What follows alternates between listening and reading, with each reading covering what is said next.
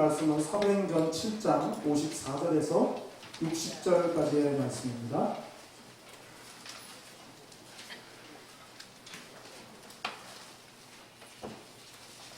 신약성경 199쪽에 있는 사도행전 7장 54절에서 60절 말씀입니다.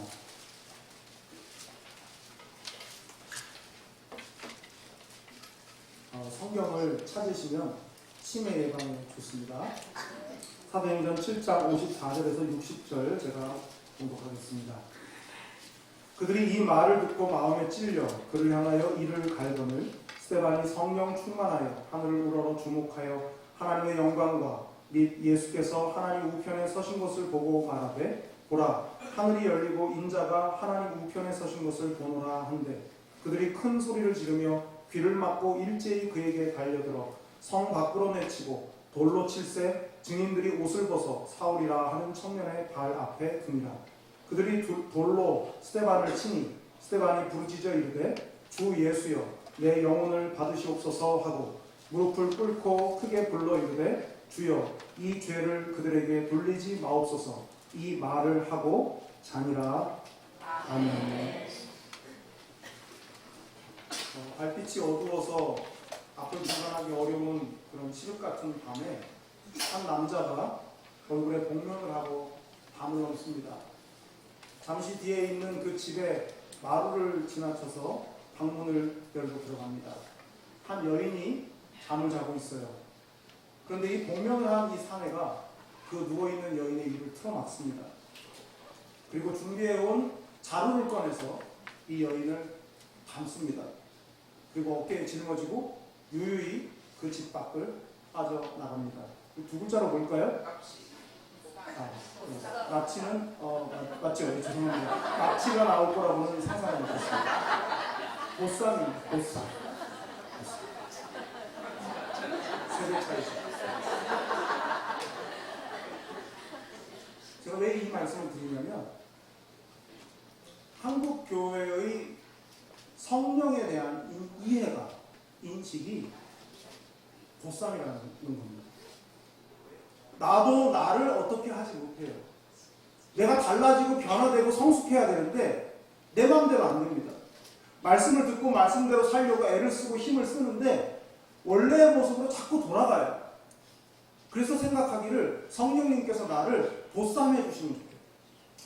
나를 확 강하게 그냥 납치하듯이 나를 그냥 끌고 가버리시면 차라리 좋겠다. 그래서 성령님이 그런 분이라고 생각한다는 거예요. 이건 제 얘기가 아니고 남포교회 원로이신 박영선 목사님이 성령에 대해서 말씀하시면서 하셨던 이야기입니다. 우리 모두가 신앙생활을 하면 할수록 안 고쳐지는 내 모습 때문에 차라리 성령님께서 나를 좀 보쌈해 주시면 좋겠다 싶을 때가 많이 있습니다. 아마 여러분들도 있으셨을 거예요. 근데 성령님이 그런 분이냐 이거죠. 성령님은 그런 분이 아닙니다. 그래서 그 성령님이 누구신가, 그 성령님이 누구신가를 정확히 알아야 우리의 기도생활과 신앙생활이 똑바로 갈 수 있는 거죠. 근데 그러기 위해서 성경을 읽어야 되는데 오늘 읽은 이 성경, 사도행전 7장에 있는 이 스데반의 이야기가 성령 충만에 대해서 아까 말씀드린 그 보쌈의 오해를 털어버릴 수 있는 아주 중요한 본문이라 말할 수 있습니다. 예수님은 성령님을 보혜사라고 하셨어요. 보혜사. 옆에 와서 도우시는 분이라는 뜻입니다. 이게 보혜사라는 말씀인데요. 성령을 헬란말로 파라클레토스라고 해요. 파라클레토스. 페로슈트 그러면 낙하산이죠. 낙하산은 적진의 한가운데 떨어지면 안 돼요. 낙하산은 적진에서 약간 떨어진 곳에, 은밀한 곳에 떨어져야 됩니다. 조용히 떨어져서 은밀하게 적진의 한가운데까지 침투해야 돼요. 그래서 옆에 떨어지는 거라 페러슈트입니다. 교회를 돕는 선교단체를 페러처치라고 해요. 교회가 아닙니다. 교회 옆에 있으면서 교회의 사역을 돕는 게 선교단체니까 옆에 있다 해서 페러처치라고 부릅니다. 그러니까 파라클레토스는 우리 옆에 와서 우리를 돕는 분이지 우리의 인생에 직접 참여해서 우리를 마구 흔드는 분이 아니라는 뜻이에요. 성령님은 인격적이십니다. 우리를 설득하세요. 그래서 영어 성경에 보면 시편에 있는 기묘자라 모사라 할 때 성령님을 원더풀 카운셀러라고 했어요. 성령님은 누구냐? 상담자다. 최고의 상담자다. 상담을 잘하는 상담가가 누굽니까? 자기가 다 말하는 상담자는 초보입니다. 몇 가지 질문만 던지고 찾아온 내담자가 자기 얘기를 다 풀어내면서 자기의 문제를 발견하게 할 수 있다면 그 상담자가 최고의 상담자죠. 상담자가 그 사람의 내담자의 집에 찾아가가지고 막 이래라 저래라 하지 않습니다. 설득해요. 기다려주고 이야기를 들어주면서 스스로 문제를 찾게 합니다. 그게 상담자죠. 성령님을 원더풀 카운셀러라고 부르는 이유는 바로 그겁니다. 성령님은 우리를 억지로 납치해가지고 당신 뜻대로 조종하시는 분이 결코 아니에요. 여러분의 결단과 의지를 끌어내시기는 하지만은 여러분이 결단하고 의지할 때까지 성령님은 기다리시면서 여러분을 설득하시는 분이신 거예요. 그런데 그런 성령님을 보쌈하는 그런 강도로 그렇게 오해하는 것은 좀 문제가 있는 것이죠. 자, 그래서 오늘 이 스데반을 통해서 하나님의 은혜와 나의 의지적인 결단이 결합이 되는 이 성령 충만의 의미를 스데반을 통해서 한번 생각해 보려고 합니다. 먼저 첫째로 성령 충만한 사람은 가장 위태로울 때 하늘을 우러러 볼 수 있는 사람입니다. 자, 54절, 55절 함께 읽어보겠습니다. 시작. 그들이 이 말을 듣고 마음에 찔려 그를 향하여 이를 갈거늘 스데반이 성령 충만하여 하늘을 우러러 주목하여 하나님의 영광과 및 예수께서 하나님 우편에 서신 것을 보고 스데반의 상황 속에서 성령 충만의 의미를 발견할 수가 있는데요. 가장 위태로울 때, 가장 위기의 순간에 하늘을 우러러 볼 수 있다면, 주님을 바라볼 수 있다면 그 사람은 성령 충만한 사람이 맞는 겁니다. 사도행전 7장은요. 스데반 집사님이 사내들인 공회에 억지로 끌려와서 마지막 변론을 한 장면이고 동시에 이 변론의 내용은 설교였어요. 성경 전체, 그러니까 구약 성경 전체를 꿰뚫어서 하나님이 왜 예수 그리스도를 이 땅에 보내셨는지, 그리고 예수 그리스도를 이 땅에 보내시는 과정 가운데 이스라엘 백성들이 어떻게 행했는지를 짧은 시간에 아주 핵심을 꿰뚫는 최고의 설교를 스데반 집사님이 했습니다. 당신들이 하나님이 보내신, 당신들의 조상들이 하나님이 보내신 선지자들을 박해하고 죽였다. 이것이 설교의 요지였어요. 하나님은 당신의 구원을 위해, 당신들의 구원을 위해 이 어마어마한 계획을 실행을 하셨는데 당신들은 하나님의 계획이 진행되는 동안에 하나님이 보낸 선지자들을 박해했고 그리고 결과적으로는 죽여버리고 말았다. 그것이 설교의 결론이었습니다. 자, 53절을 볼까요? 너희는 천사가 전한 율법을 받고도 지키지 아니하였도다 하니라. 설교의 끝이에요. 당신들이 그렇게 우월감을 느끼고 자부심을 느끼는 율법을 당신들이 천사들에게 받았으나 당신들은 지키지 않았다. 이렇게 말했어요. 그러니까 설교 전체의 맨 끝인데요. 그 반응이 54절에 나오지 않습니까? 이 말을 듣고 이 말을 듣고. 그러니까 이 말은 짧게는 53절 한 절만을 가리킬 수도 있고요. 전체로 보면 스데반 집사님의 설교 전체를 다 포함할 수 있습니다. 중요한 사실은 스데반 집사님의 설교를 듣고 이를 갈았다는 거예요. 근데 누구를 향해서입니까? 스데반을 향해서. 이 사람들이 누굽니까? 사내들인 공회의 의장은 대제사장이고요. 그 안에 70명이 있습니다. 71명이 있고요. 그리고 사내들인 공회를 요즘의 국회처럼 방청할 수 있는, 관람을 할 수 있는 그런 게 있었기 때문에 사람들이 꽤 들어왔을 겁니다. 적어도 100명, 최소한 100명은 넘었을 거예요. 그 사람들이 모두가 다 스데반을 바라보면서 이를 갈았습니다. 이를 갈았다는 말의 원래의 뜻은 물어뜯어서 쪼개놓다 이 뜻입니다.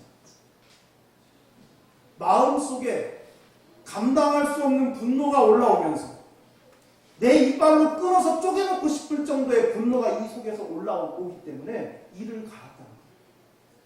여러분 살면서 누군가를 향해서 이를 갈아보신 일이 있으십니까? 그냥 우리가 뭔가를 좀 긴장을 해서 이를 악무는 정도는 해도 살면서 평생에 한두 번 있을까 말까 하는 일 아닙니까? 한 번도 없을 수도 있고요. 이를 갈아.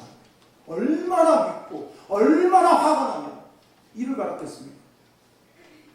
중요한 건 스데반의 설교가 설교학적으로도 최고의 설교인데 이 설교를 듣고 이들이 보인 반응이 그랬다는 게 이해가 가지 않습니다. 최고의 설교를 들었는데 이를 간다고요. 이게 말이 됩니까?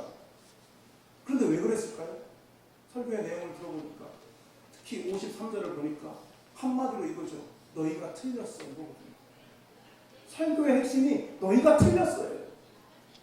너희가 그렇게 수망하는 그 율법을 너희가 지킨다고 떠들썩하게 요란스럽게 살아왔지만은 너희들은 지키지 않았어.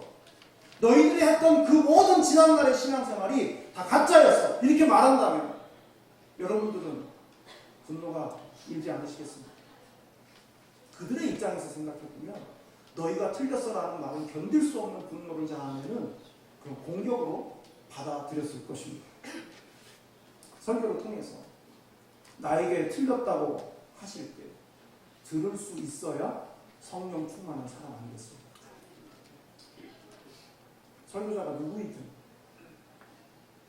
설교자가 여러분보다 사회적으로 세상적으로 부족한 사람이라 할지라도 그가 성령에 사로잡혀서 하나님의 말씀을 전하고 있다면 듣기가 거북하고 듣기에 아픈 이야기라도 아멘으로 받을 수 있을 때 그 사람이 성령 충만한 사람인 것입니다. 설교를 통해서 죄가 드러나게 하실 때 그대로 들을 수 없다면 찔림이 분노로 변하고 자신을 향한 공격이라고 생각할 수밖에 없습니다.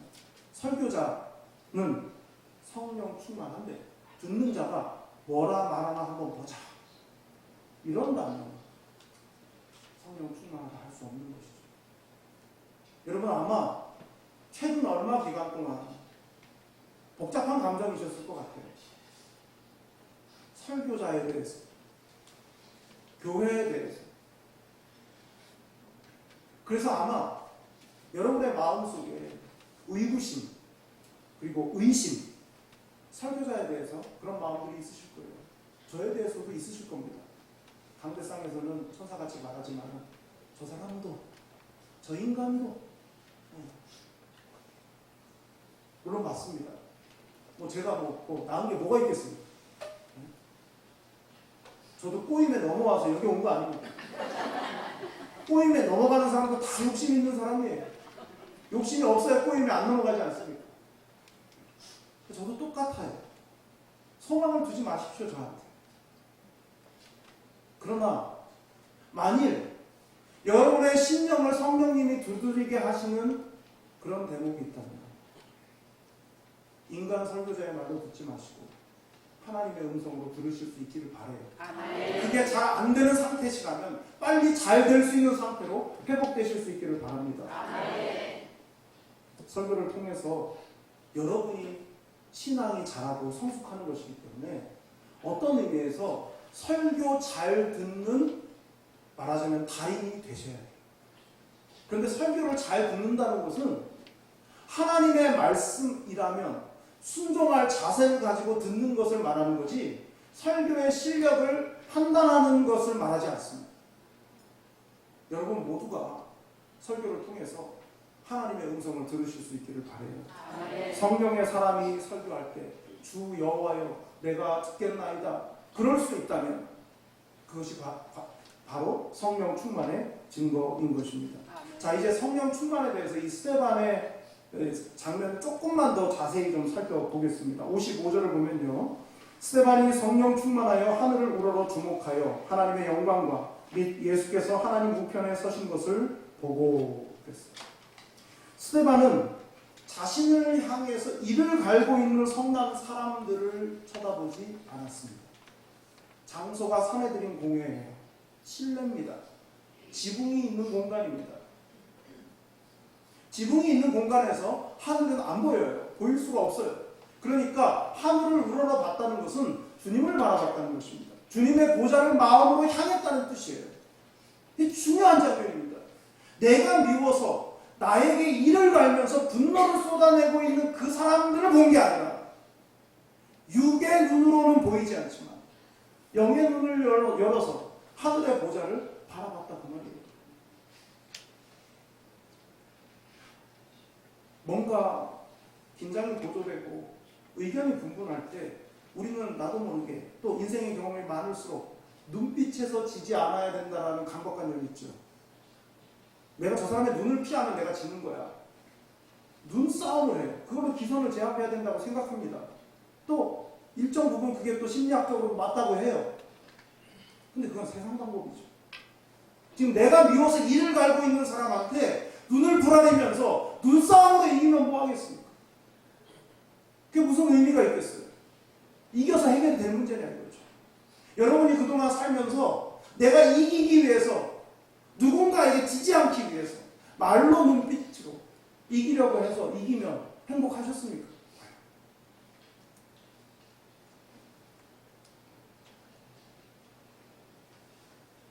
억울하면 억울할수록 상처를 받을 만한 상황일수록 주님의 도우심과 은혜를 사모해야 합니다. 그 사모함은 주님의 보좌를 바라볼 때 가능해요. 이루어지는 것입니다. 흥미로운 것은 본다는 말이 두 번 나오거든요. 주목하여 우러러 봤다는 말이 있고 끝에 보나이다, 보노라라는 말이 있어요. 우리말로는 똑같이 본다는 뜻인데 이 헬란말 단어로는 달라요. 주목하여 우러러 봤다 할 때는 아테미조입니다. 아테미조는요, 꿰뚫어서 보는 겁니다. 온 몸의 힘을 다 모아가지고 노려보는 거예요. 아주 집중해서 보는 겁니다. 힘을 다 모으고 신경을 다 곤두세웠어요. 지금 자기를 죽이려고 하는 이 사람들의 이 이를 가는 이 분노 속에서 그들을 쳐다보지 않기 위해서 온 힘을 다 기울이면서 오직 주님을 향해서 시선을 집중했다 이 말이에요. 여러분, 우리가 고통당할 때, 우리가 해결되지 않는 문제로 고난의 한복판에 있을 때 우리가 취해야 될 태도가 아테미죠. 주님께로 온 신경을 곤두세우고 다른 것 바라보지 않고 거기에 집중하는 거예요. 그리고 두 번째 나오는 보노라라는 그 본다라는 말은요, 호라오라는 말인데, 이 호라오라는 말은 그냥 광경이 눈에 들어오니까, 그러니까 보이니까 그냥 보는 거예요. 훨씬 더 가벼운 거죠. 생각해 보세요. 지금 스테반이 이를 갈고 분노를 쏟아내는 사람들을 쳐다보지 않고 온 신경을 다 집중해가지고 하늘을 바라봅니다. 주님을 바라봅니다. 그런데 우리도 경험하지만 주님만 바라보려고 바라봐도 안 되는 경우가 많아요. 그래서 주님이 보이는 건 있는 겁니다. 해결 안 되는 이 문제로 내가 골몰해도 안 되고 내가 주님께 집중해도 안 되는 건데, 그래서 곤두세워서 집중해서 주님을 바라보았는데 주님의 은혜가 깨달아져요. 이건 은혜인 거예요. 내 노력의 결과가 아니에요. 성령 충만이 보쌈이 아닌 이유는 내가 노력도 하고 결단도 하고 의지적으로 뭔가를 결정하지만은 결국에는 하나님의 은혜가 부어져야만 된다는 거예요. 이게 성령 충만의 아주 중요한 진리예요. 꼭 이것은 확실히 여러분 마음속에 정리가 되셔야 돼요. 내 의지와 결단만으로 되지 않고 거기에 하나님의 은혜가 부어지는 게 성령 충만이다. 그러나 내가 할 몫은 하늘을 우러러보는 거예요. 아테미조 하는 거예요. 아테미조가 안 되면 호라고도 안 되는 것입니다. 여러분 어떠세요? 위태로운 순간 하나님의 보좌를 향해 눈을 들고 계십니까? 아니면 상황에 따라서 내게 힘이 되어줄 사람에게 눈길을 보내고 계시지는 않습니까? 여러분은 어렵고 힘들어도 믿음으로 결단하고 하나님의 은혜를 구하는 성령 충만한 사람이십니까? 갈등과 결핍의 상황이 실은 성령 충만한지 아닌지를 알아볼 수 있는 절호의 기회일 수 있다는 사실을 꼭 기억하시기를 바랍니다. 두 번째로 성령 충만한 사람은 알면서 삶으로 변화됩니다. 알면서 삶으로 변화됩니다. 날 때부터 모태신앙으로 자라거나 어린 시절 신앙생활과 교회 문화를 익히면서 동시에 그렇게 배우면서 자란다는 거 굉장한 축복입니다. 왜냐하면 나이가 들고 난 다음에 세상의 여러 것들을 경험하고 난 다음에 예수님을 믿는다는 건 참 어려운 일이기 때문에 그렇습니다. 아마 경험을 통해서 아시는 분들도 많이 계실 거예요. 내가 이 세상을 살면서 가졌던 신념을 포기하는 게 굉장히 어렵습니다. 근데 신앙은 신념으로 하는 게 아니잖아요. 내 경험과 내 이력이 내 신앙에 아무 영향도 못 미칠 수 있습니다. 근데 그걸 버리고 지우고 리셋하고 다시 어떤 진리를 쫓아간다는 건 어떤 의미에서 나의 지난 날을 부정하는 것일 수도 있기 때문에 뒤늦게 예수님을 믿는다는 건 상당히 어려운 일이에요. 그래서 여러분 때로는 전도 열심히 하시지만은 예수님의 복음을 들어야 되는 전도 대상자의 입장에서도 한번 생각해 보세요. 쉬운 게 아닙니다.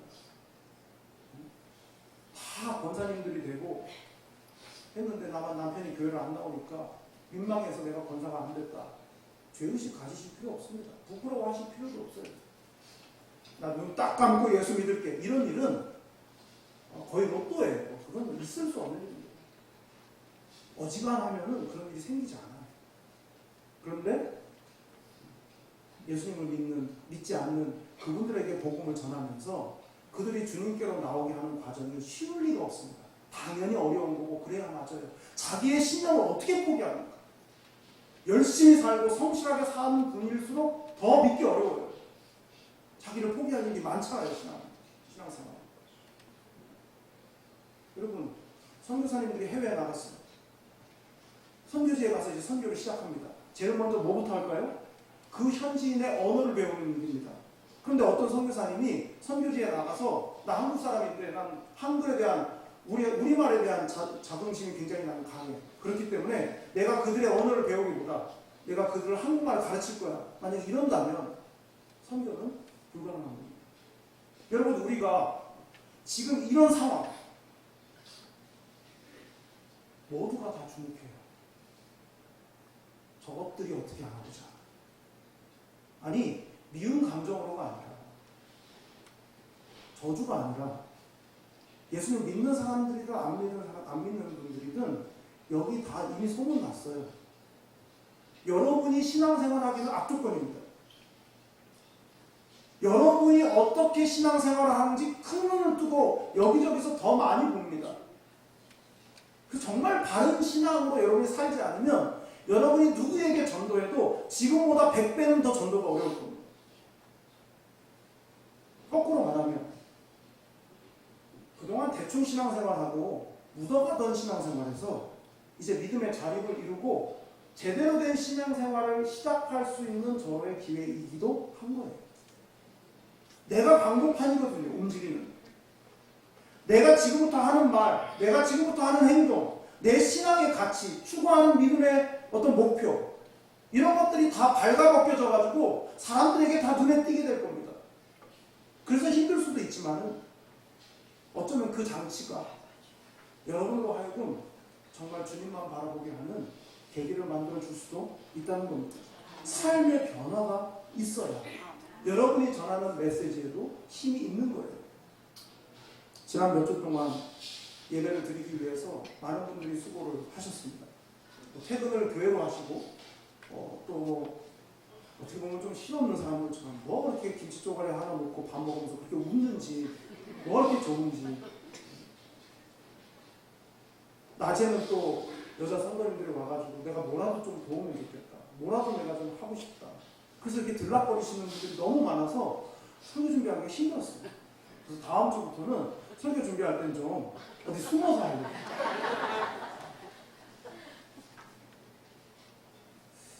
여러분 우리가 정말 조심해야 될 게 있어요.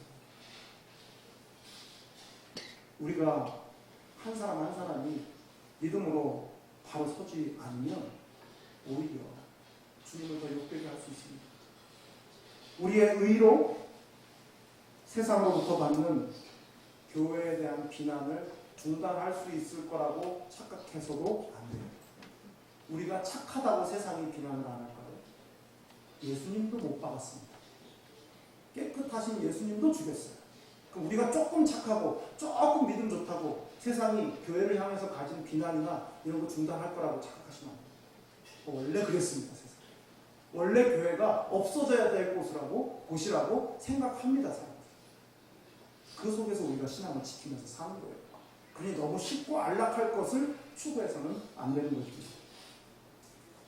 자, 55절, 56절을 보겠습니다. 함께 읽어볼까요? 시작. 스데반이 성령 충만하여 하늘을 우러러 주목하여 하나님의 영광과 및 예수께서 하나님 우편에 서신 것을 보고 말하되 보라, 하늘이 열리고 인자가 하나님 우편에 서신 것을 보노라 하는데 아멘. 저는 이 말씀을 볼 때마다 좀 이해가 안 돼요. 나를 죽이려고 노려보는 사람한테 얘기를 꺼낸다는 게, 그 100명이 넘었을 그 많은 사람들이 나 한 사람을 향해서 이를 갈면서 살기 어린 눈빛으로 나를 공격하고 있는데 내가 그들에게 뭔가를 말한다는 게 이게 보통 어려운 일 아니겠습니까? 자, 그런데 이 극도로 흥분한 상태인 이 사람들에게 스데반이 두 가지를 얘기했어요. 첫째, 하늘이 열렸다. 그리고 나는 그 열린 하늘을 통해서 하늘의 보좌를 보는데 하나님의 보좌 우편에 우리 주님께서 서 계신 것을 내가 본다라고 말했습니다. 하늘이 열렸다라는 말이요, 원래 뜻대로 하면 하늘이 완전히 열어 젖혀졌다는 거예요. 완전히 열려서 젖혀졌다. 조금 이렇게 열린 게 아니고요, 완전히 열어 젖혀졌다. 그걸 누가 봅니까? 스데반이 봐요. 나머지는 못 봅니다. 아무도 못 봐요. 바른 신앙으로 살아가는 게 어려운 거예요. 어려움에도 불구하고, 고난의 한가운데 있음에도 불구하고 말씀대로 성령이 인도하시는 대로 순종하며 살아간다는 게 이처럼 억울함을 짊어져야 되는 일입니다. 스데반이 그 하늘이 막혀있는 실내 공간에서 주님을 바라본다고, 하늘이 완전히 열어 젖혀져 있다고 이렇게 하는데도 아무도 도저히 없어요. 우리가 이렇게 예배당을 마련하고 같이 모여서 예배 드릴 수 있어서 좋고, 흥분돼서 춤을 덩실 출 때 사람들이요 이상하게 생각합니다. 당연한 거예요. 안 보이니까. 또 교회가 생겼다. 또 어떤 교회래? 뭐 어떤 사람들로 공개됐대. 그들에겐 그것밖에 안 보여요. 그것만 보여요. 여기에서도 그럴 수 있어요. 같이 예배 드리시면서도 그것밖에 안 보이실 수도 있어요. 하늘이 완전히 열어 젖혀진 것이 여러분에게 영적으로 보일 수 있었으면 좋겠어요. 주님의 서신 것이 보였으면 좋겠어요. 막 이를 갈고 분노를 쏟아내고 우리가 틀렸다고 손가락질을 하는 사람들 그 가운데에서도, 그 목판에서도 열어 젖혀진 하늘의 보좌가 보이는 은혜가 여러분에게 있으시기를 바랍니다. 아멘. 여기에 답이 있습니다. 성령 충만한 사람은 아무리 지금의 상태가 내가 어렵고 힘들다 할지라도 주님의 영광을 바라보면 입을 다물 수가 없어서 그 입을 열어서 주님의 서신 것이 보인다 말할 수 있어야 성령 충만한 사람입니다. 따지고 보면 맨날 발에 밟히는 그 땅만 보고 사느라 열어 젖혀진 하늘을 보지 못하고 매일 신세 한탄만 하고 살았을 수도 있습니다. 소망이 없으면, 소망이 이 땅에만 있으면 열린 하늘은 보일 수가 없는 겁니다. 스데반이 바라보면서 인자라는 말을 썼어요. 인자가 보좌 우편에 서신 것을 보노라 했어요. 신약 성경에 인자라는 말이 86번 나와요.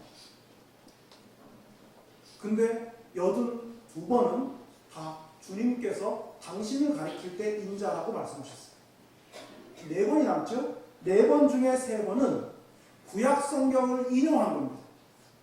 히브리서 같은 데서. 한 번, 딱 한 번, 스데반이 인자라는 말을 썼어요. 인자는 하나님께서 구원 역사를 이루어 가시는 것을 강조할 때 사용되는 표현입니다. 그래서 저명한 사도행전의 저명한 신학자는 스데반은 그 당시 누구도 알지 못하는 예수 그리스도에 대한 신적인 지식이 있었던 유일한 사람이었다라고 말했어요. 딱 한 사람, 진정으로 얼마나 외롭겠습니까? 그것을 때 많이 죽은 거예요. 여러분, 주님이 누구신지 아십니까? 예수 그리스도가 관념 속의 어떤 존재가 아니라 여러분의 삶에 아주 가까이 계신, 여러분의 삶의 중심에 계신 유일하신 구원자이심을 확실히 믿으십니까? 그리고 그것을 단지 입술로만 아니라 삶으로 그것을 시인하고 있습니다. 실천적 무신론자란 말이 있습니다. 교회도 다니고 세례도 받았고 교회 생활에 익숙한데 그 사람의 실천은 무신론이라는 겁니다. 말로 예수를 구주라고 고백한다 한들 그 사람의 삶이 예수를 부인하고 있다면 그 사람이 어찌 그리스도인이며 성령 충만을 기대할 수 있겠습니까? 여러분, 세상을 살아가면서 알아야 될 게 참 많습니다. 똑똑한 사람들 정말 많아요. 어떻게 그런 걸 다 아는지 모르겠습니다. 그런데 그 엄청난 지식을 다 가졌다 할지라도 하나님을 알지 못한다, 우리 주님을 똑바로 알지 못한다, 인생이 허무하게 끝나고 마는 것입니다. 영적 알매 수준이 반드시 신앙의 경력과 직분에 비례하는 것은 아닙니다. 목사도 모를 수 있고요. 중직자들도 내가 주님을 안다 생각하나 실은 모를 수 있습니다. 좀 극단적으로 말하자면 하나님을 모르면서도 신앙생활 비슷한 것을 장시간 할 수 있어요. 조금만 익숙해지면 사용하는 말이나 행동거지나 이런 것들 얼마든지 신앙 좋은 사람처럼 할 수 있어요. 그리고 자기 자신도 그렇게 믿을 수 있습니다. 내가 신앙인이다. 그런데 이런 분들의 특징은 변화가 없습니다. 변화가 없어요. 달라지지도 않습니다. 여러분, 아까 말씀드렸듯이 세상의 신념을 포기해야 신앙이 시작돼요. 세상의 가치관을 포기하고 성경적인 가치관을 삶의 가치로 여겨야 신앙이 시작이 되는 겁니다. 그런데 적당히 버무리듯이 마치 피자 위에 토핑 얹듯이 내 신념의 반죽 위에다가 토핑 몇 개 기독교적인 거 뿌렸다고 신앙인이 되는 게 아니란 말입니다. 반죽부터 새로 해야 됩니다. 반죽부터 달라져야 돼요. 예수 그리스도가 내 삶을 주장하고 다스리시도록 완전히 삶의 주도권을 내어놓지 않는다면 그 사람의 신앙생활은 껍데기입니다. 저는 지금의 이런 상황들이 껍데기냐 아니면 알맹이가 있느냐를 우리 스스로 각자가 점검할 수 있는 중요한 시기라고 생각해요. 그렇게 하셔야 됩니다.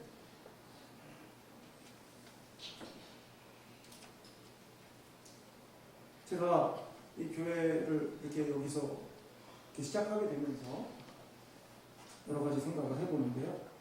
인간관계라는 게 참 무섭다 생각 참 많이 들었어요. 이분하고 같이 갈까? 저분하고 같이 갈까? 저분은 저기가 좋다는데 저기로 갈까? 이쪽으로 갈까? 뭐 이러기를 뭐 하루에도 몇 번씩, 그죠? 막 전화 오고 문자 하나에 마음이 확 갔다가 밥 한 번 먹으면 또 일로 확 갔다가 뭐 이러기를 계속 파도처럼 막 그러셨을 것 같아요. 여러분, 인간관계라는 게 참 중요한 거잖아요. 근데 여러분, 항상 덫을 놓을 때는 익숙한 길을 놓습니다. 잘 안다고 생각하는, 그래서 편안하게 긴장 안 하고 가는 데다가 덫을 놔요. 여러분, 인간관계가 말씀보다 중요하지 않아요. 인간관계가 성경적 가치관보다는 중요하지 않습니다. 인간관계를 무시하는 게 아니라 우선순위를 정한다면 하나님의 말씀에 배치되는데 인간관계를 따라간다면은 나는 아직 세상 가치관에 움직이는 신념의 사람이지 신앙의 사람은 아닌 겁니다.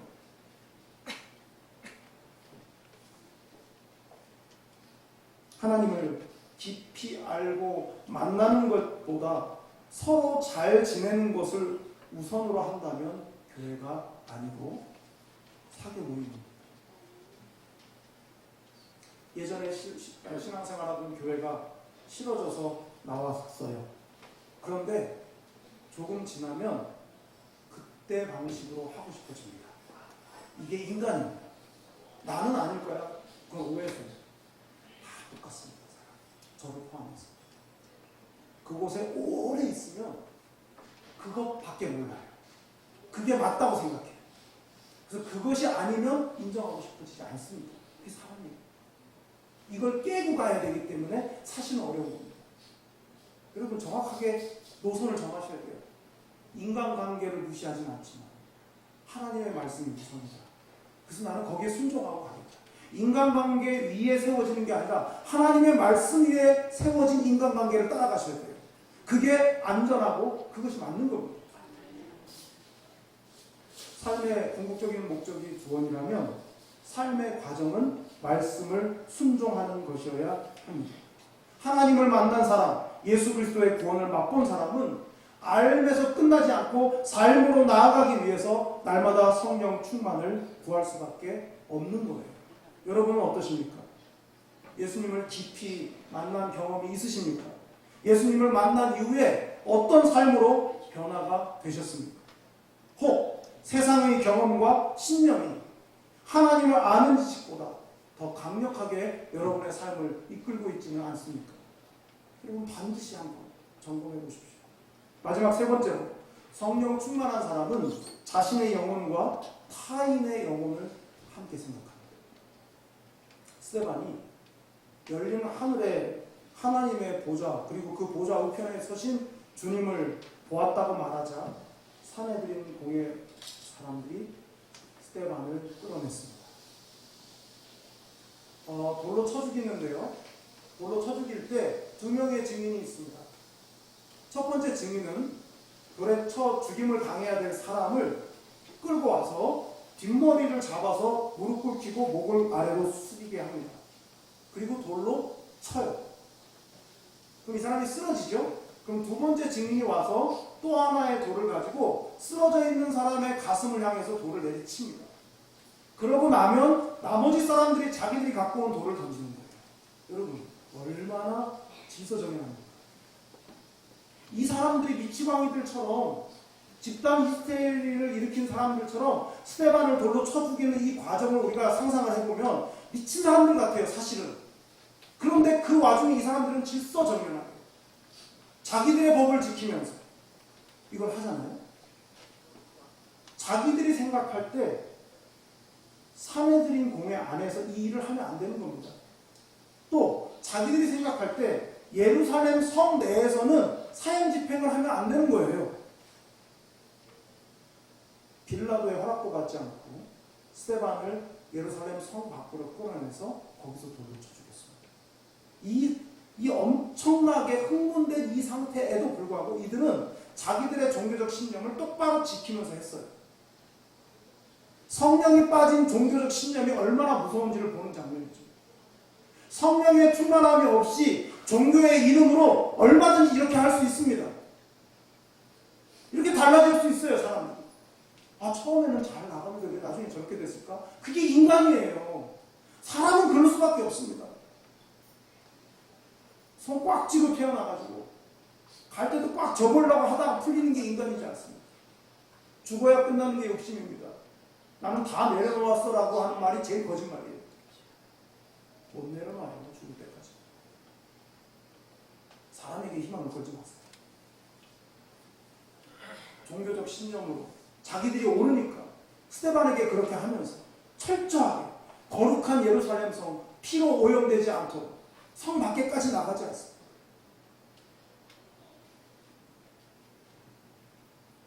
제가 가장 두려운 건 누가 우리를 욕하는 게 아니에요. 근거 없는 말로 비난하고 그런 거 하나도 안 두렵습니다. 근데 제가 두려운 건 뭐냐면 자기 의의 성을 견고히 쌓는 거예요. 우리는 그 사람들하고 달라. 우리는 바로 할 거야. 그래서 우리가 세운 걸 보란듯이 자랑하고 싶은 그게 교회를 망하게 하는 겁니다. 보란듯이라는 말은 적어도 제 앞에서 하지 마십시오. 저한테는 금기어예요. 보란듯이. 하나님이 안 좋아하시고. 바벨탑 사건을 기억하시죠? 바벨탑을 사람들이 싸우면서 자, 우리가 성과 대를 쌓아 하늘에 닿게 하자. 하나님의 반응이 뭐였습니까? 내려오시고. 하나님이 내려오시면 끝나는 겁니다. 하나님의 방문은 심판이에요. 우리가 우리의 의로움을 무언가를 통해서 증명해 보이고 싶어하는 그 욕망이 교회를 망가지게 합니다.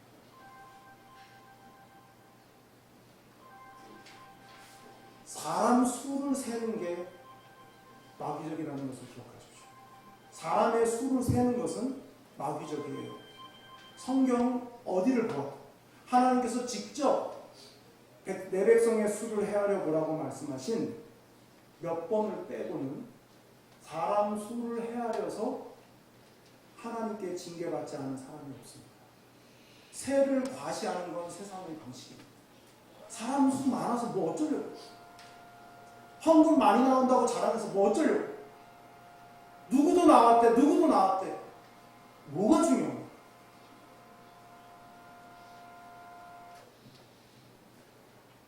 마지막 정리를 하겠습니다. 스데반이요, 이 장면에서 어떤 행동을 했는가가 오늘 설교의 핵심이에요. 자기를 향해서 돌을 칩니다. 자기를 죽이려고 해요. 그때 두 가지를 기도하죠. 첫째는 아버지 내 영혼을 맡아주십시오. 자신의 영혼을 위해서 기도했어요. 근데 그때의 자세는 서서입니다. 서서. 그리고 우리말 성경에 나온 것과는 달리 실제 의미는 작은 소리로 말했어요. 내 영혼을 맡아주십시오.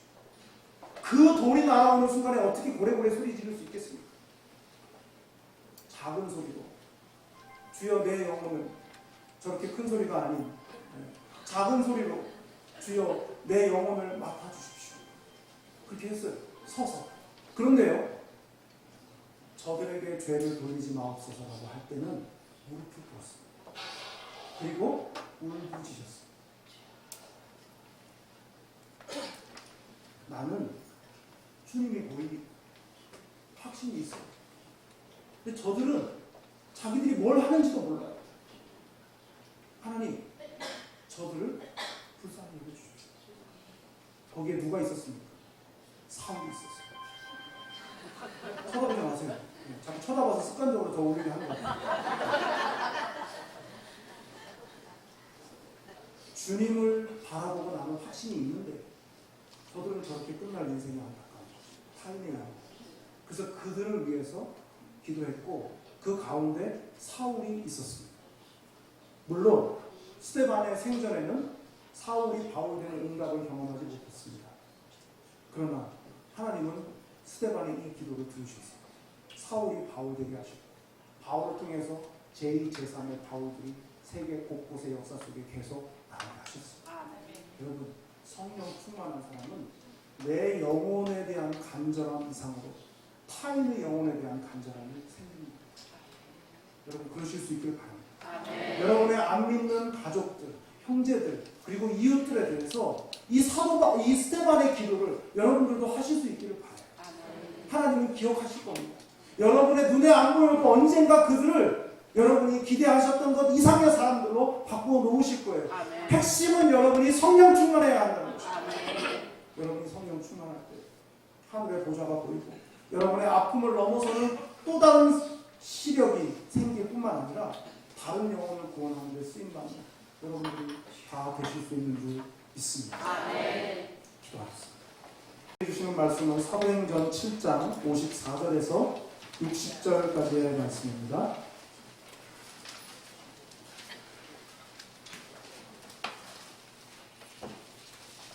신약성경 199쪽에 있는 사도행전 7장 54절에서 60절 말씀입니다.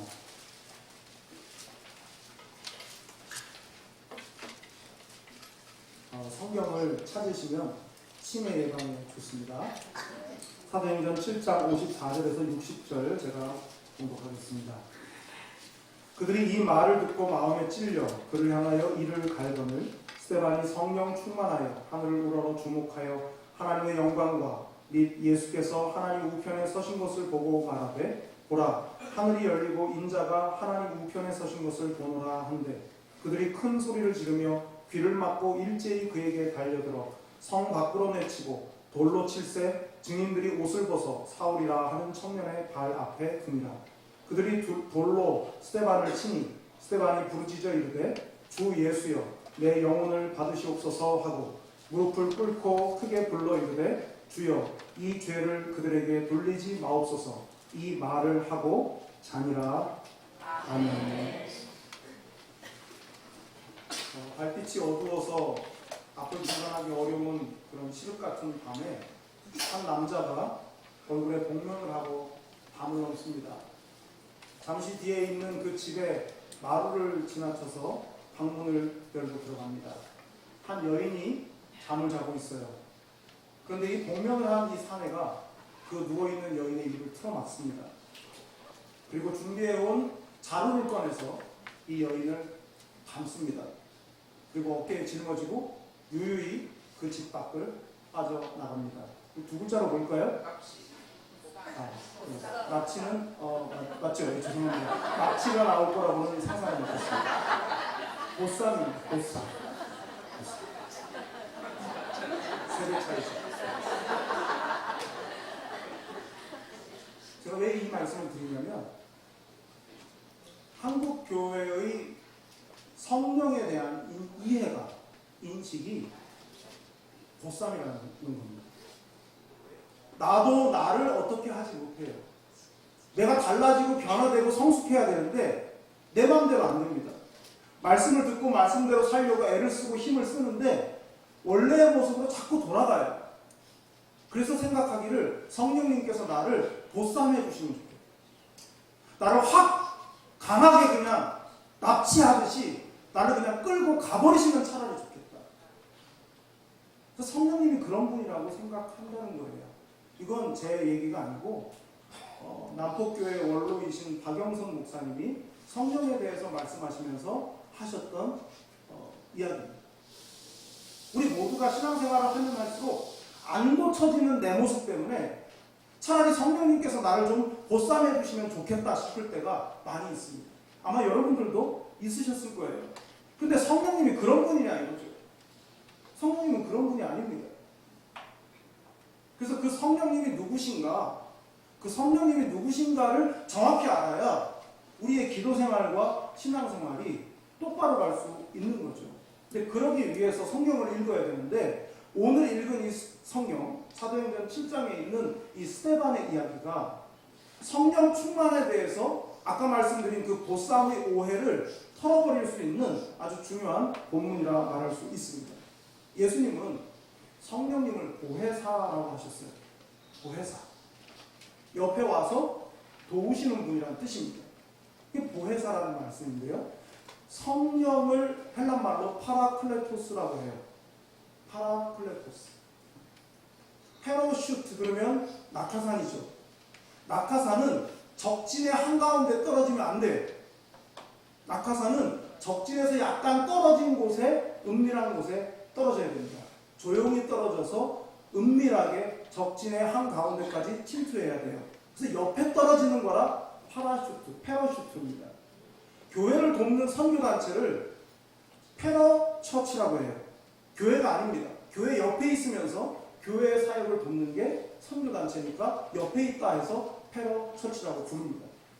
그러니까 파라클레토스는 우리 옆에 와서 우리를 돕는 분이지 우리의 인생에 직접 참여해서 우리를 마구 흔드는 분이 아니라는 뜻이에요. 성령님은 인격적이십니다. 우리를 설득하세요. 그래서 영어 성경에 보면 시편에 있는 기묘자라 모사라 할 때 성령님을 원더풀 카운셀러라고 했어요. 성령님은 누구냐? 상담자다. 최고의 상담자다. 상담을 잘하는 상담가가 누굽니까? 자기가 다 말하는 상담자는 초보입니다. 몇 가지 질문만 던지고 찾아온 내담자가 자기 얘기를 다 풀어내면서 자기의 문제를 발견하게 할 수 있다면 그 상담자가 최고의 상담자죠. 상담자가 그 사람을 내담자의 집에 찾아가가지고 막 이래라 저래라 하지 않습니다. 설득해요. 기다려주고 이야기를 들어주면서 스스로 문제를 찾게 합니다. 그게 상담자죠. 성령님을 원더풀 카운셀러라고 부르는 이유는 바로 그겁니다. 성령님은 우리를 억지로 납치해가지고 당신 뜻대로 조종하시는 분이 결코 아니에요. 여러분의 결단과 의지를 끌어내시기는 하지만은 여러분이 결단하고 의지할 때까지 성령님은 기다리시면서 여러분을 설득하시는 분이신 거예요. 그런데 그런 성령님을 보쌈하는 그런 강도로 그렇게 오해하는 것은 좀 문제가 있는 것이죠. 자, 그래서 오늘 이 스데반을 통해서 하나님의 은혜와 나의 의지적인 결단이 결합이 되는 이 성령 충만의 의미를 스데반을 통해서 한번 생각해 보려고 합니다. 먼저 첫째로 성령 충만한 사람은 가장 위태로울 때 하늘을 우러러 볼 수 있는 사람입니다. 자, 54절, 55절 함께 읽어보겠습니다. 시작. 그들이 이 말을 듣고 마음에 찔려 그를 향하여 이를 갈거늘 스데반이 성령 충만하여 하늘을 우러러 주목하여 하나님의 영광과 및 예수께서 하나님 우편에 서신 것을 보고 스데반의 상황 속에서 성령 충만의 의미를 발견할 수가 있는데요.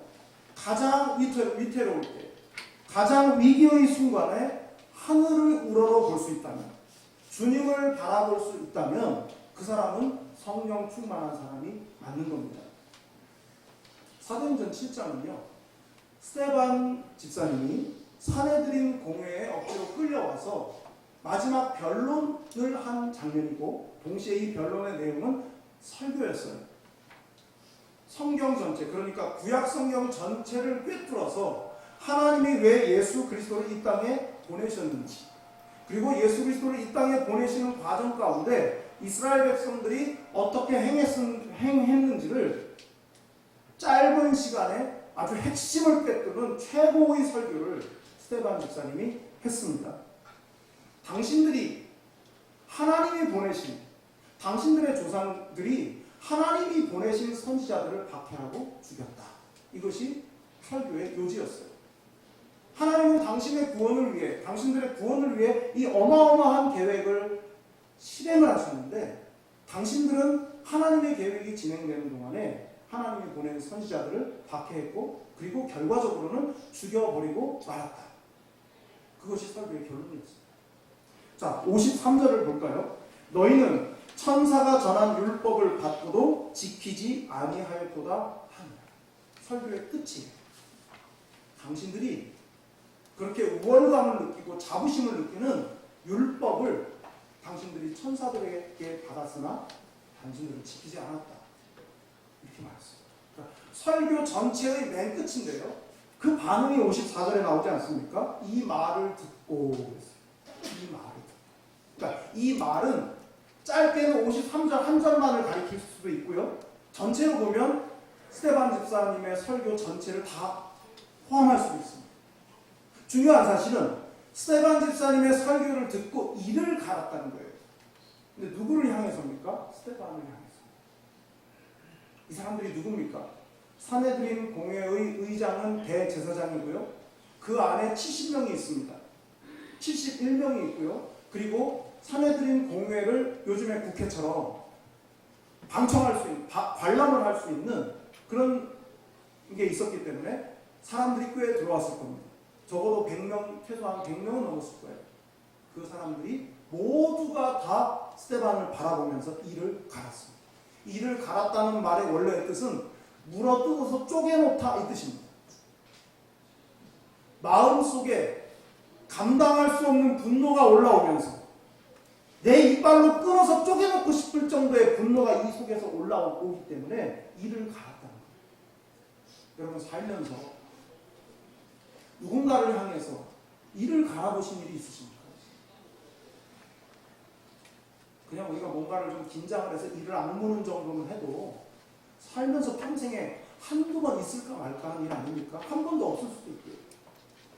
이를 갈아. 얼마나 믿고 얼마나 화가 나면 이를 갈았겠습니까?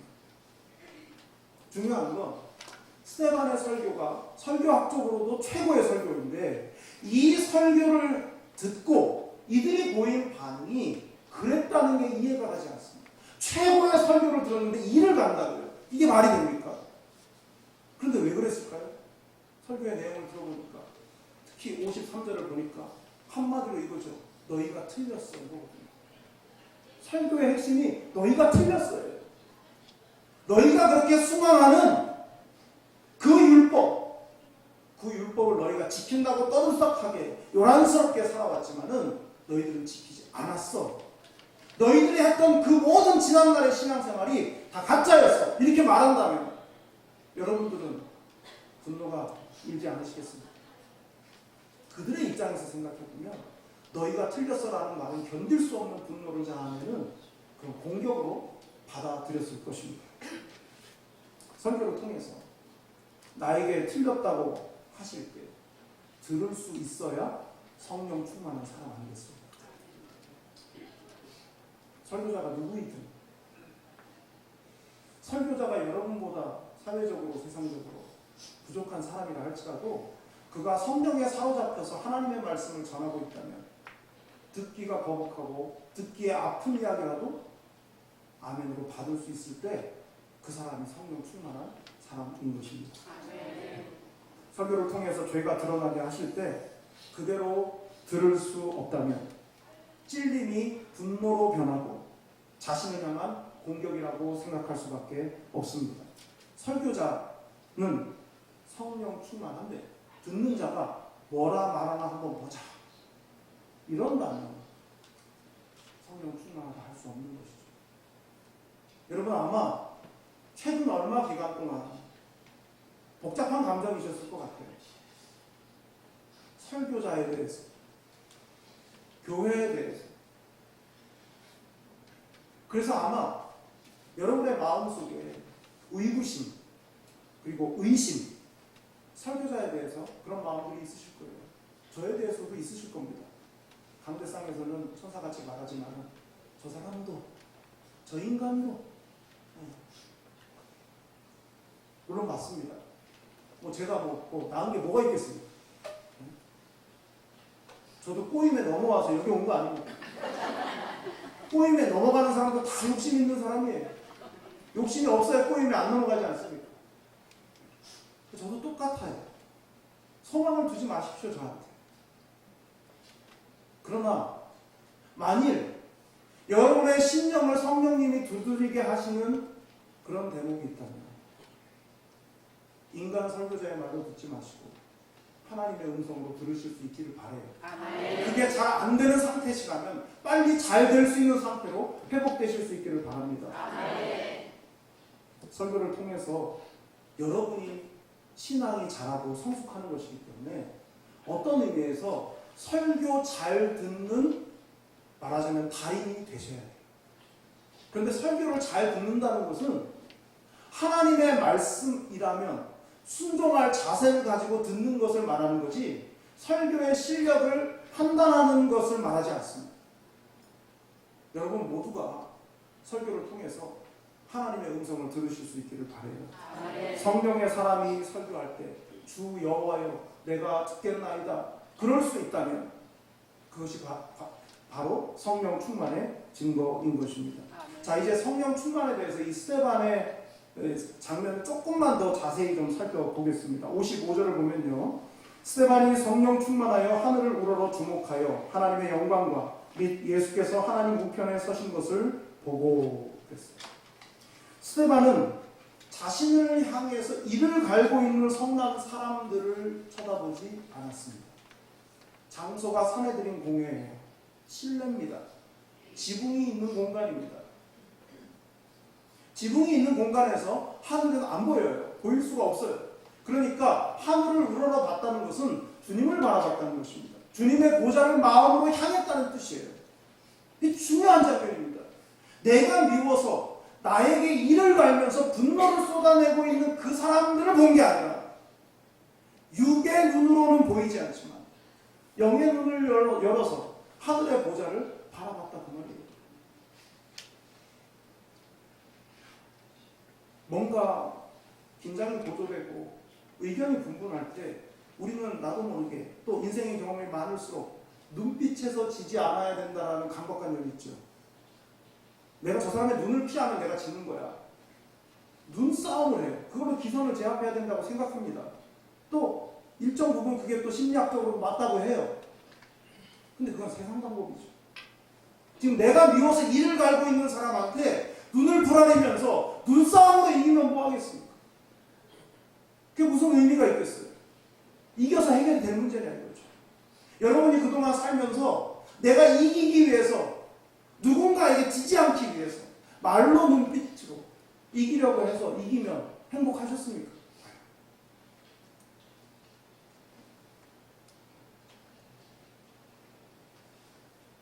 억울하면 억울할수록 상처를 받을 만한 상황일수록 주님의 도우심과 은혜를 사모해야 합니다. 그 사모함은 주님의 보좌를 바라볼 때 가능해요. 이루어지는 것입니다. 흥미로운 것은 본다는 말이 두 번 나오거든요. 주목하여 우러러봤다는 말이 있고 끝에 보나이다, 보노라라는 말이 있어요. 우리말로는 똑같이 본다는 뜻인데 이 헬란말 단어로는 달라요. 주목하여 우러러봤다 할 때는 아테니조입니다. 아테니조는요 꿰뚫어서 보는 거예요. 온 몸의 힘을 다 모아가지고 노려보는 거예요. 아주 집중해서 보는 겁니다. 힘을 다 모으고 신경을 다 곤두세웠어요. 지금 자기를 죽이려고 하는 이 사람들의 이 이를 가는 이 분노 속에서 그들을 쳐다보지 않기 위해서 온 힘을 다 기울이면서 오직 주님을 향해서 시선을 집중했다 이 말이에요. 여러분 우리가 고통당할 때 우리가 해결되지 않는 문제로 고난의 한복판에 있을 때 우리가 취해야 될 태도가 아테니죠. 주님께로 온 신경을 곤두세우고 다른 것 바라보지 않고 거기에 집중하는 거예요. 그리고 두 번째 나오는 보노라라는 그 본다라는 말은요 호라오라는 말인데 이 호라오라는 말은 그냥 광경이 눈에 들어오니까 그러니까 보이니까 그냥 보는 거예요. 훨씬 더 가벼운 거죠. 생각해 보세요. 지금 스데반이 이를 갈고 분노를 쏟아내는 사람들을 쳐다보지 않고 온 신경을 다 집중해가지고 하늘을 바라봅니다. 주님을 바라봅니다. 그런데 우리도 경험하지만 주님만 바라보려고 바라봐도 안 되는 경우가 많아요. 해주시는 말씀은 사도행전 7장 54절에서 60절까지의 말씀입니다.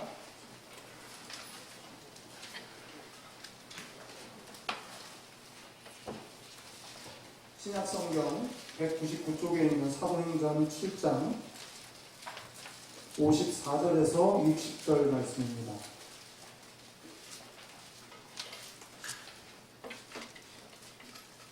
성경을 찾으시면 치매 예방에 좋습니다.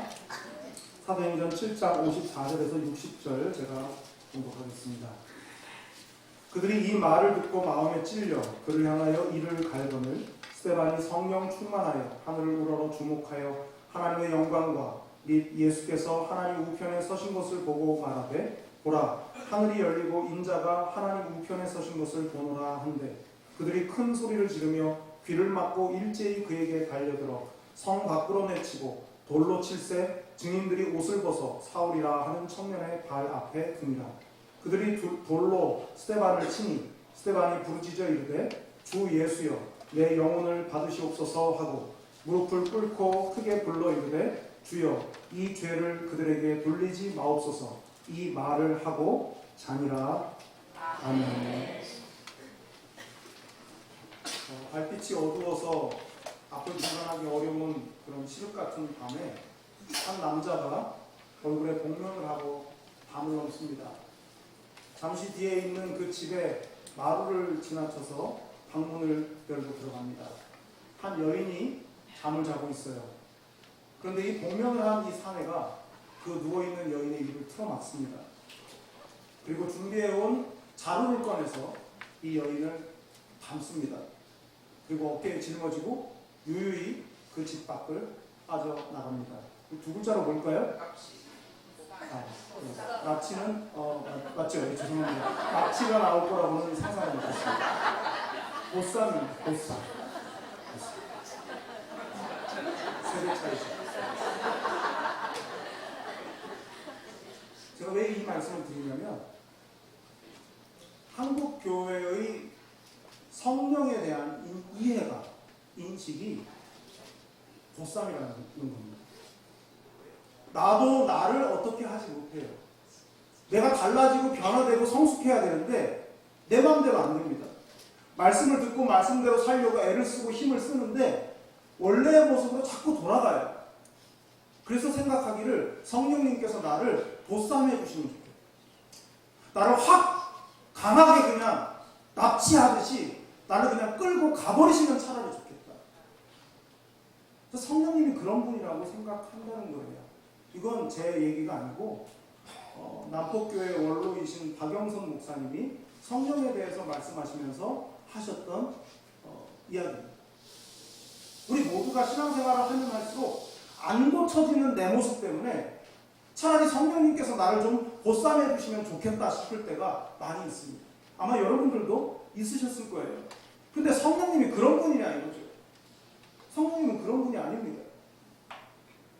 그래서 그 성령님이 누구신가, 그 성령님이 누구신가를 정확히 알아야 우리의 기도 생활과 신앙 생활이 똑바로 갈 수 있는 거죠.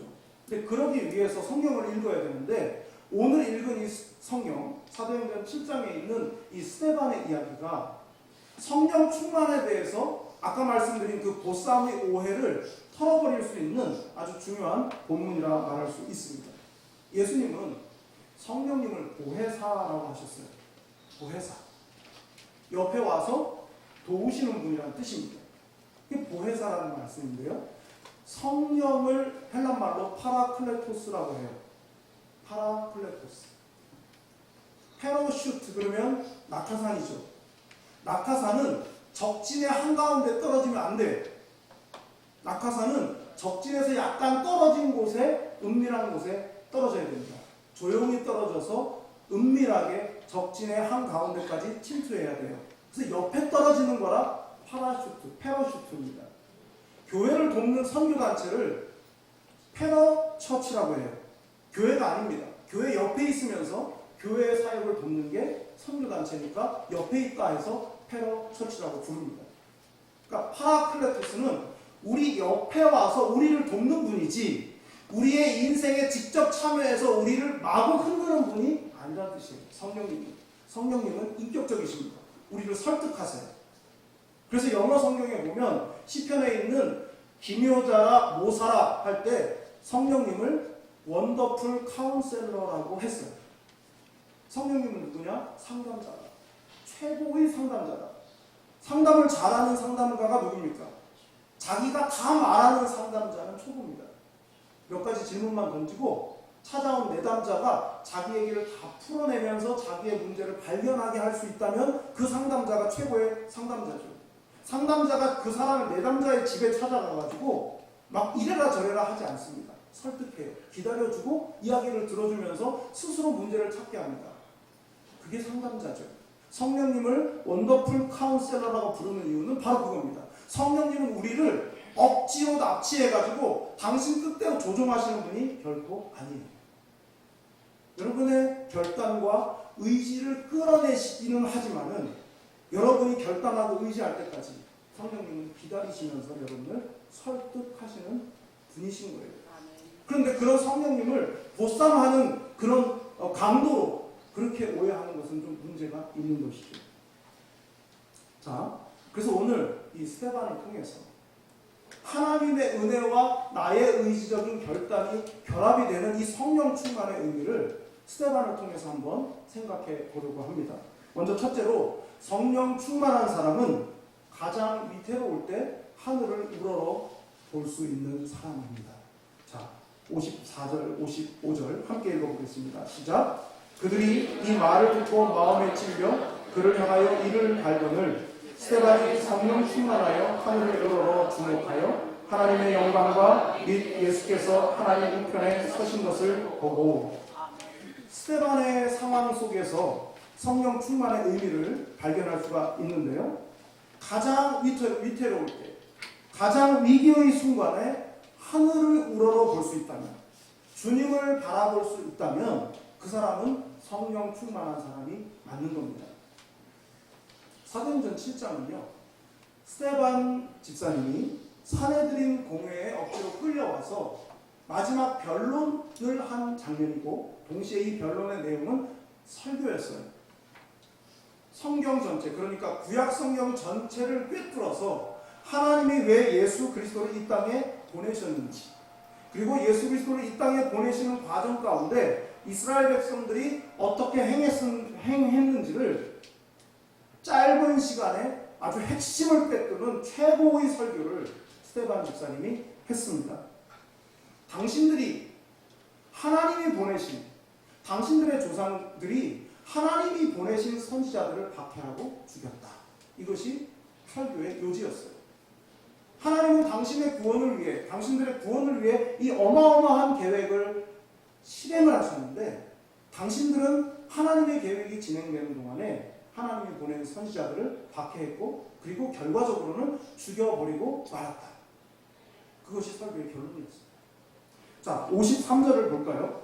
너희는 천사가 전한 율법을 받고도 지키지 아니하였도다 하니라. 설교의 끝이 당신들이 그렇게 우월감을 느끼고 자부심을 느끼는 율법을 당신들이 천사들에게 받았으나 당신들은 지키지 않았다. 이렇게 말했어요. 그러니까 설교 전체의 맨 끝인데요. 그 반응이 54절에 나오지 않습니까? 이 말을 듣고 이 말을 듣고. 그러니까 이 말은 짧게는 53절 한 절만을 가리킬 수도 있고요. 전체로 보면 스데반 집사님의 설교 전체를 다 포함할 수도 있습니다. 중요한 사실은 스데반 집사님의 설교를 듣고 이를 갈았다는 거예요. 근데 누구를 향해서입니까? 스데반을 향해서. 이 사람들이 누굽니까? 사내들인 공회의 의장은 대제사장이고요.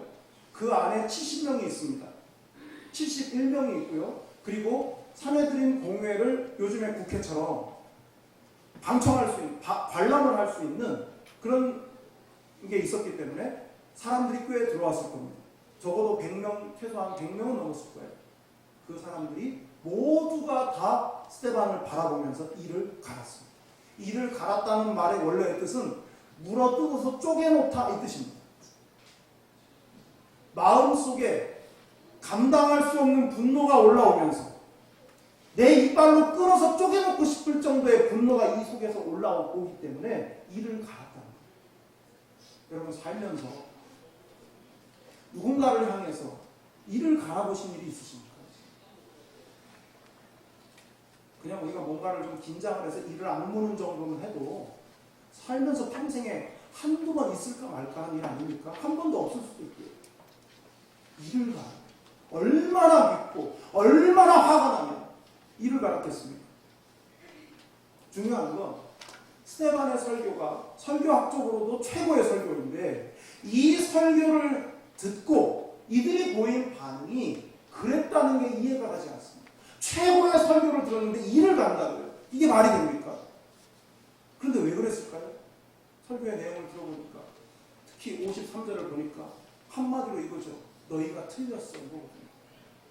설교의 핵심이 너희가 틀렸어요. 너희가 그렇게 숭앙하는 그 율법을 너희가 지킨다고 떠들썩하게 요란스럽게 살아왔지만은 너희들은 지키지 않았어. 너희들이 했던 그 모든 지난날의 신앙생활이 다 가짜였어. 이렇게 말한다면 여러분들은 분노가 일지 않으시겠습니까? 그들의 입장에서 생각해보면 너희가 틀렸어라는 말은 견딜 수 없는 분노를 자아내는 그런 공격으로 받아들였을 것입니다. 설교를 통해서 나에게 틀렸다고 하실 때 들을 수 있어야 성령 충만한 사람 아니겠습니까? 설교자가 누구이든 설교자가 여러분보다 사회적으로 세상적으로 부족한 사람이라 할지라도 그가 성령에 사로잡혀서 하나님의 말씀을 전하고 있다면 듣기가 거북하고 듣기에 아픈 이야기라도 아멘으로 받을 수 있을 때 그 사람이 성령 충만한 사람인 것입니다. 설교를 통해서 죄가 드러나게 하실 때 그대로 들을 수 없다면 찔림이 분노로 변하고 자신을 향한 공격이라고 생각할 수밖에 없습니다. 설교자는 성령 충만한데 듣는 자가 뭐라 말하나 한번 보자. 이런다면 성령 충만하다 할 수 없는 것이죠. 여러분 아마 최근 얼마 기간 동안 복잡한 감정이셨을 것 같아요. 설교자에 대해서, 교회에 대해서, 그래서 아마 여러분의 마음속에 의구심 그리고 의심, 설교자에 대해서 그런 마음들이 있으실 거예요. 저에 대해서도 있으실 겁니다. 강대상에서는 천사같이 말하지만 저 사람도 저 인간도 물론 맞습니다. 뭐 제가 뭐 나은 게 뭐가 있겠습니까? 저도 꼬임에 넘어와서 여기 온 거 아닙니까? 꼬임에 넘어가는 사람도 다 욕심 있는 사람이에요. 욕심이 없어야 꼬임에 안 넘어가지 않습니까? 저도 똑같아요. 소망을 두지 마십시오, 저한테. 그러나 만일 여러분의 심령을 성령님이 두드리게 하시는 그런 대목이 있다면 인간 설교자의 말도 듣지 마시고 하나님의 음성으로 들으실 수 있기를 바라요. 아멘. 그게 잘 안 되는 상태시라면 빨리 잘 될 수 있는 상태로 회복되실 수 있기를 바랍니다. 아멘. 설교를 통해서 여러분이 신앙이 자라고 성숙하는 것이기 때문에 어떤 의미에서 설교 잘 듣는 말하자면 달인이 되셔야 돼요. 그런데 설교를 잘 듣는다는 것은 하나님의 말씀이라면 순종할 자세를 가지고 듣는 것을 말하는 거지 설교의 실력을 판단하는 것을 말하지 않습니다. 여러분 모두가 설교를 통해서 하나님의 음성을 들으실 수 있기를 바라요. 성령의 사람이 설교할 때 주 여호와여 내가 듣겠나이다. 그럴 수 있다면 그것이 바로 성령 충만의 증거인 것입니다. 자, 이제 성령 충만에 대해서 이 스데반의 장면을 조금만 더 자세히 좀 살펴보겠습니다. 55절을 보면요. 스데반이 성령 충만하여 하늘을 우러러 주목하여 하나님의 영광과 및 예수께서 하나님 우편에 서신 것을 보고 그랬어요. 스데반은 자신을 향해서 이를 갈고 있는 성난 사람들을 쳐다보지 않았습니다. 장소가 사내들인 공회예요. 실내입니다. 지붕이 있는 공간입니다. 지붕이 있는 공간에서 하늘은 안 보여요. 보일 수가 없어요. 그러니까 하늘을 우러러 봤다는 것은 주님을 바라봤다는 것입니다. 주님의 보좌를 마음으로 향했다는 뜻이에요. 이 중요한 장면입니다. 내가 미워서 나에게 이를 갈면서 분노를 쏟아내고 있는 그 사람들을 본 게 아니라 육의 눈으로는 보이지 않지만 영의 눈을 열어서 하늘의 보좌를 바라봤다 그 말이에요. 뭔가 긴장이 고조되고 의견이 분분할 때 우리는 나도 모르게 또 인생의 경험이 많을수록 눈빛에서 지지 않아야 된다는 강박관념이 있죠. 내가 저 사람의 눈을 피하면 내가 지는 거야. 눈싸움을 해요. 그걸로 기선을 제압해야 된다고 생각합니다. 또 일정 부분 그게 또 심리학적으로 맞다고 해요. 근데 그건 세상 방법이죠. 지금 내가 미워서 이를 갈고 있는 사람한테 눈을 불어내면서 눈싸움으로 이기면 뭐 하겠습니까? 그게 무슨 의미가 있겠어요? 이겨서 해결될 문제냐 이거죠. 여러분이 그동안 살면서 내가 이기기 위해서 누군가에게 지지 않기 위해서 말로 눈빛으로 이기려고 해서 이기면 행복하셨습니까?